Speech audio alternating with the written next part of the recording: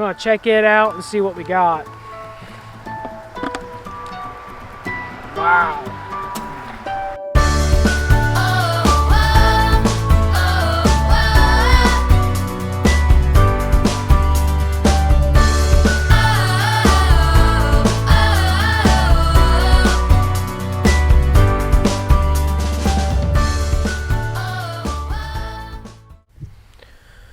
Welcome back everybody to A&M Homestead. Today I'm going to do an update on the maple trees, see how they're doing with the sap collection. We've had some really severe cold weather that came through in the Midwest, and it didn't look very promising. But I did check the buckets last week, and you'd be surprised on how much we got.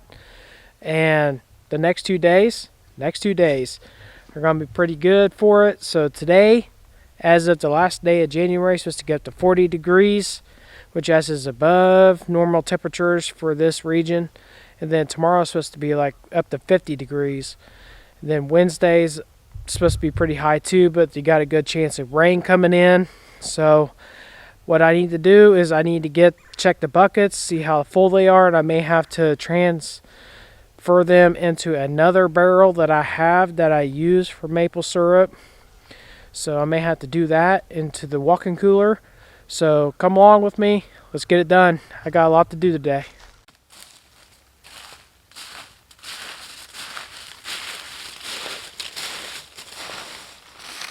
Well, here I am at my very first bucket, and it's my absolute most favorite tree. I love this tree. It's really, really good. It produces an amazing amount of sap for making maple syrup. So I'm going to check it out and see what we got. Wow. That's crazy.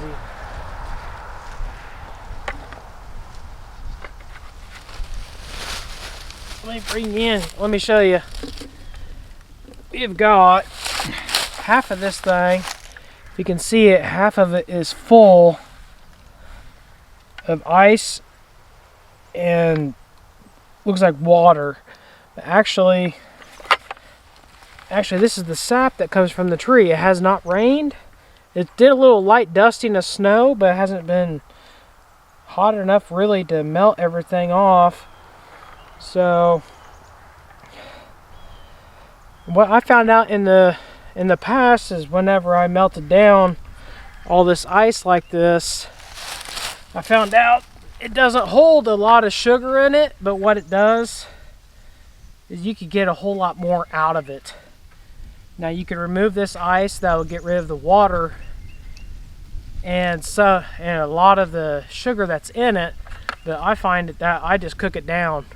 It takes longer, but as long as you have your fire nice and really hot, I mean it doesn't take very long for it to melt down and cook down. So I'm going to save this, go and put it in the barrel, and we're going to keep on moving on. Today's a great day. I need to get these buckets all cleaned out, get them ready for the next round for the next 2 days, because I'll probably get this thing filled up in 2 days.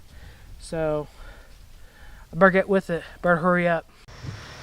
Okay, so I got all the buckets all taken care of, and the only one I could actually clean out was that one right there. So all the other ones didn't have very much in them at all. Some of the other trees I've noticed over the years I've done this, they go a little bit later.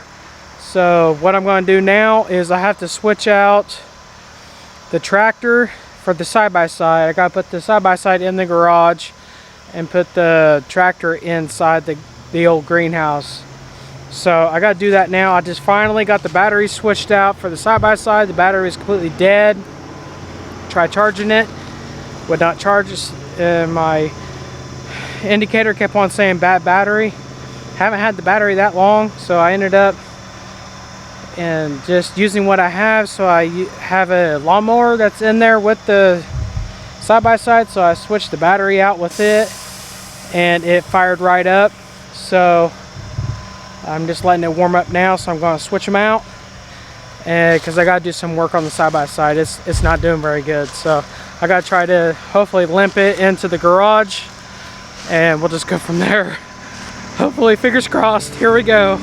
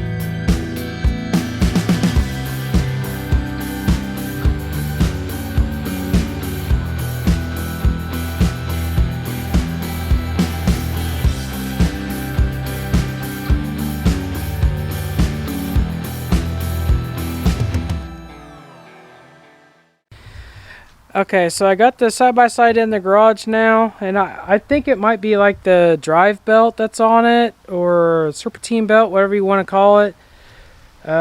Just getting it from point A to point B, it started smoking. I don't know if the camera picked it up, probably didn't. But yeah, I think that's what it is. So I've never done that before. I'm gonna have to YouTube that actually to figure out what in the world I'm gonna do. I'm pretty sure I got the tools to do it. It's just a matter of knowing how to do it. I'm pretty good at taking things apart and putting them back together. So I'm not gonna say I'm a master mechanic by any means, but it just seemed like the old side-by-side is starting to nickel and dime me a little bit here and there. It is pretty old. It has about 4,000 hours on it, that's a lot of hours on a side-by-side, but it's a good one. The only thing I've had to do was put the starter on it, and now this issue with that belt on it. So I'm gonna fix it, and hopefully it doesn't keep on just one thing, just like a domino effect. So I'm gonna get that fixed hopefully sometime soon, if they have anything in stock. It's probably offshore somewhere in one of those cargo ships or something, but eventually get it. All right, so let's continue on. Okay, so now that I got the vehicles swapped out, now I got to check for the generator that we have. I got to make sure that it's all running and everything. They're predicting potentially like an ice storm that's coming in here in the next couple days, 2 or 3 days. So I just want to make sure that it's all ready to rock and roll. So I'm going to pull it out, throw some gas in it, and hopefully it fires up. I haven't fired it up in probably about a year, so it might take a little bit of tinkering with, but we'll get her. So let's go.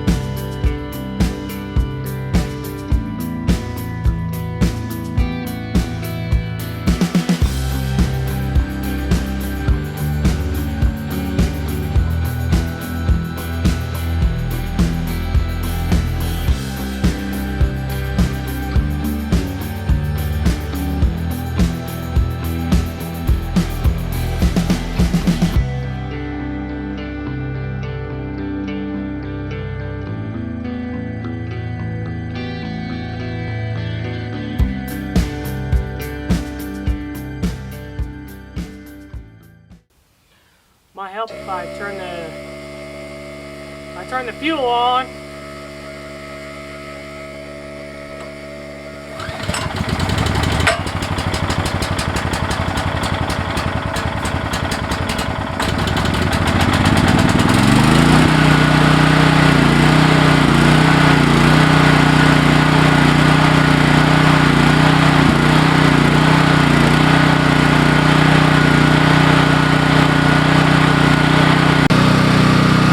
As you can tell, it actually works. It's only got 38 hours on it. It better work. So I think the battery's just a little bit low. The turnkey on it to fire it up, it just clicked over. So what I'm going to do is, once I'm done running its cycle, I'm going to run it for like 15-20 minutes. I'm going to plug it in, get the battery charged up, so that way if something does happen, the only thing I do is turn the key and it fires right up and be ready to rock and roll. So I'm going to keep an eye on this, make sure everything's going good, and move on to the next one. Come on now.